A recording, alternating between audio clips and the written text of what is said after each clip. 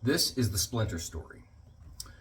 When I was like 9 years old or so, my mother, brother, and myself flew back out to Maryland to visit her sister, my aunt, who lived on a farm out there.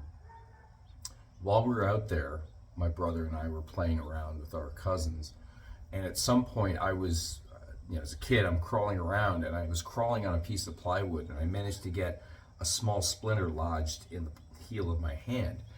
And I panicked a little bit. I tried to get it out. I couldn't get it out.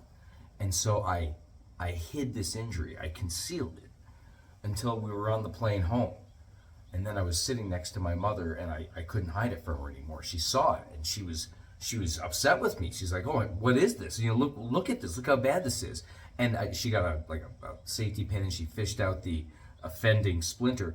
And I remember her telling me, look at it, and squeezing it and squeezing this like pea-sized ball of green pus out of my hand. And it was a little traumatic for me at the time to see this coming out of my hand. And I was like, ugh. And she was upset with me. And I remember this incident.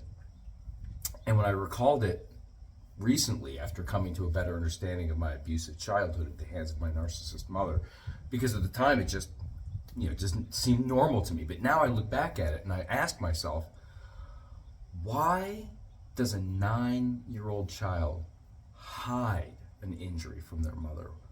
Why did I conceal that from her? Why didn't I just go to her, "Mom, I hurt my hand"?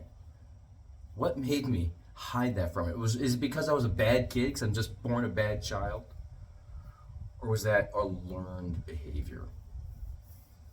Because I learned any other time I tried to go to my mother for any kind of comfort or help or support or something, it just meant getting yelled at again. So, at the age of 9, here I already knew my mother was not a safe space. I knew inside that my mother didn't love me.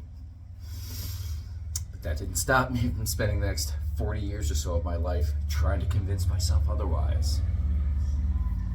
Because what a horrible thing to have to accept, right? That your mother really didn't love you after all.